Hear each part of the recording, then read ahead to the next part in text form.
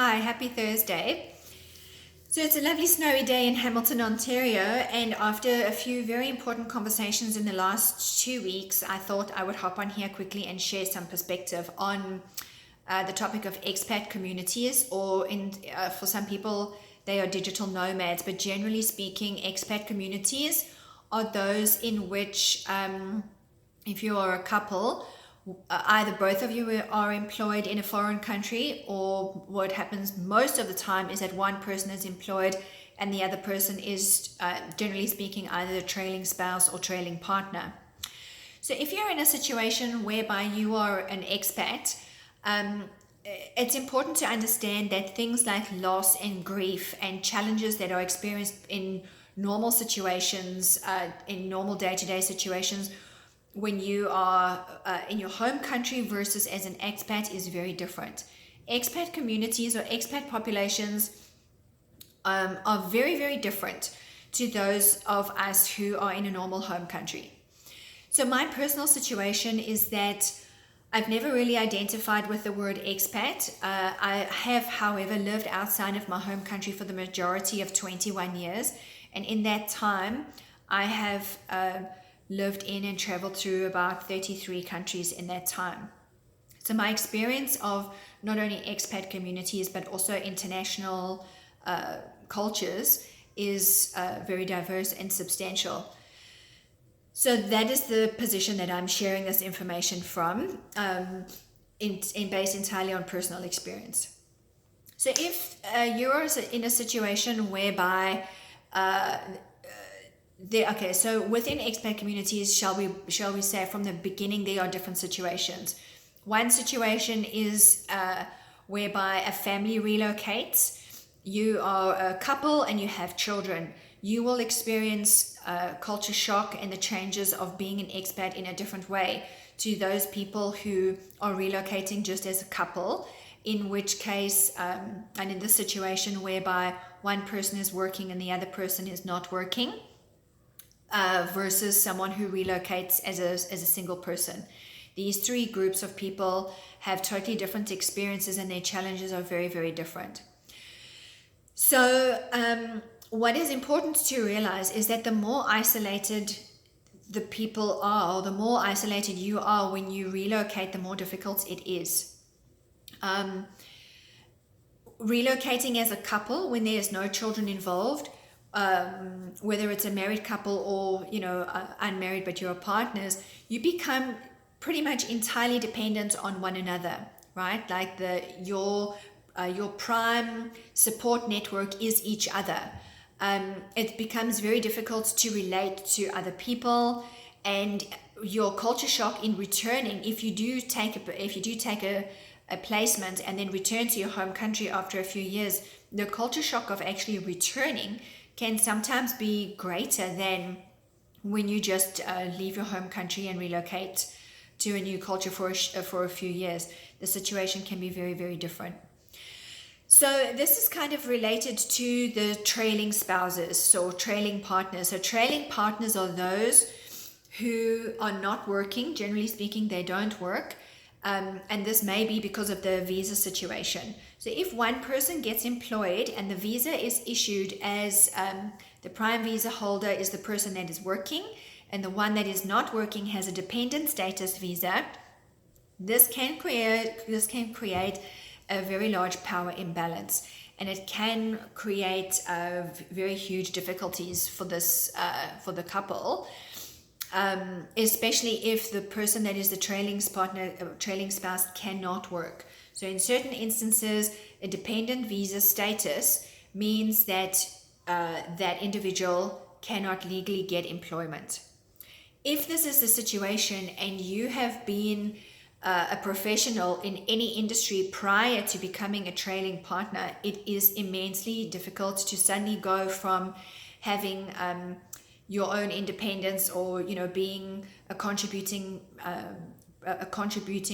member of your family, to suddenly becoming entirely dependent, financially, and dependent in your legal status. these partners struggle immensely. So I have no doubt that it may even be more difficult for trailing spouses that are men. I can't personally speak about this because I don't, I haven't experienced it as a man, but I'm saying that it may potentially be more difficult for a man because the majority of trailing partners are females.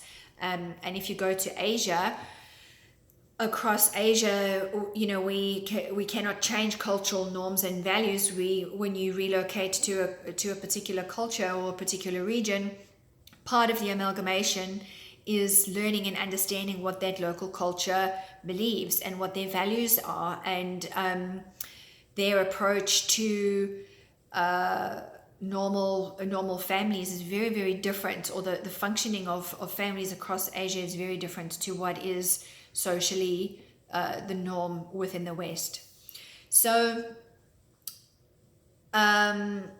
it's important for you to know two things. One is that you need to be aware of the power imbalance, or the situation of a power imbalance that is very easily created if you are dependent status visa without access to, or without being able to generate your own finances.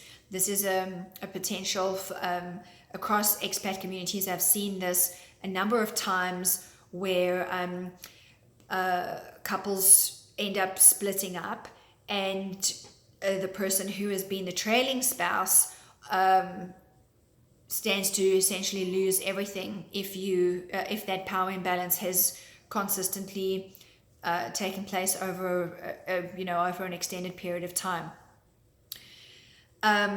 Expat communities, in many cases, there is substantial dysfunction in terms of alcohol abuse, and just having very unhealthy coping mechanisms, and it is in many circumstances, I feel that it is because there is simply no support network, or the support network that is provided that cannot relate to being an expat. So when you are an expat, you have no support network directly available to you, in the sense of your friends come and go consistently. So there is a very minimal social connection, healthy social connection. Isolation is a huge problem, especially if the language or the country that you move to, it's a second or third language, so you simply can't learn every single language of every country that you go and live in. People that are trying to adapt consistently, every few years you move, it is emotionally draining, it is very tiring, and the process of loss, the grief and loss that people go through is very, very high, and it's very, very difficult because you make friends and you lose them, and you make friends and you lose them, and so, like I said, coping mechanisms in many of these cultures become very, very unhealthy. Large-scale alcohol abuse, and I've seen a lot of couples that just simply didn't make it. So I share this perspective for two reasons. One is that if things are not okay and you are not coping, it becomes very difficult to find someone to work with or someone to assist you if they have themselves never moved, or they themselves has never relocated, because they simply can't relate, right? So they don't know. Trying to have empathy for people for a situation that you yourself have never experienced is almost impossible. So cross-cultural relationships are difficult from the very, very beginning, right? So again, I've been contacted a number of times by people that are simply struggling because each partner is from a different cultural background from the beginning. So your values are different to begin with, your norms and cultural values are different from the beginning. If one of you is then living in the other one's country, that makes it even more stressful. So your foundation as a relationship needs to be immensely, immensely strong, and it's going to be tested on every level. And what makes it more difficult is if you are then within a third country. So if it's two people from two different cultures, two different countries meet, and live in a third country or move and move and move from country to country, what ends up happening is that you become entirely dependent on that person. The two of you become entirely dependent on each other because you are your prime support. You are essentially your only support, right? In many instances with certain businesses and certain companies, when a relocation potential is offered, the business may very well support or provide some level of support for when you move to that new position, but they very rarely provide any level of support for the spouse. And if you've had a successful career prior to relocating, and then that is simply lost, that ability to contribute and that ability to grow professionally is totally lost, it can be very, very, very hard on the individual and on the couple. So I share this perspective just because I'm aware that there is large-scale dysfunction within these communities, and I think that people very often put things on social media and kind of pretend, my life is so fantastic because I'm in a different country, I'm an expat here, I'm living in this wonderful place and everything is so great. But they very often don't speak of the challenges that they're going through until you actually meet them one-on-one.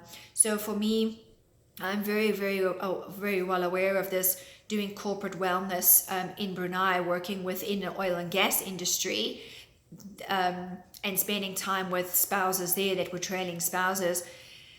Many people were simply not okay, but there wasn't really sufficient support that was provided, right? So the isolation was significant. Many people were struggling. Many people were turning to alcohol and just consistently socializing or pretending really that everything was okay when it wasn't. So it's important to be aware of these two aspects. Like before you take a placement, one of the most important questions that should be asked if you are part of a couple or if you're a part of a family is you have to know what is going to happen in terms of your spouse or your partner being able to work and contribute. If they have a dependent status visa and they end up being entirely dependent on one partner, it's very important for both of you, to discuss this prior to taking the placement.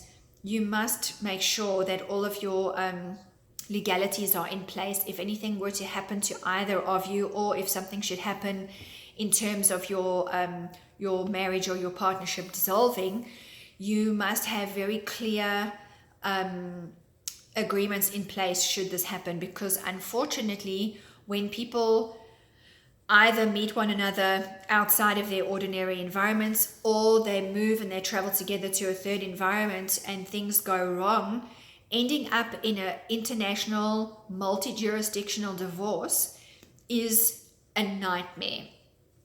It is immensely expensive and immensely costly, and the person who has been the dependent status is going to find themselves in a very uncomfortable situation. So it's important that these discussions are had from the beginning. And I think that this, internationally, there's a lot more of these couples that are moving and taking placements, or people are deciding to become so-called digital nomads. It's important for you to weigh up the risks and rewards of the impact that it's going to have potentially on your family. What will happen if unfavorable things end up happening, and also to just be aware that it can be very, very difficult to find any level of support from people that cannot relate to expats. Grief and loss and things like mental wellness, just like simply dealing with day-to-day struggles within the expat community, is a lot harder because they don't have a community. And a sense of community and a sense of belonging are very important for the basic wellness of everyone. So I'm already at 15 minutes and I don't want this to drag on for much longer. I just want to share this and post this on YouTube and on Facebook. So if you find yourself in the situation where you're simply not coping, also I'll just throw this tiny little thing in as well, is that a lot of the time couples that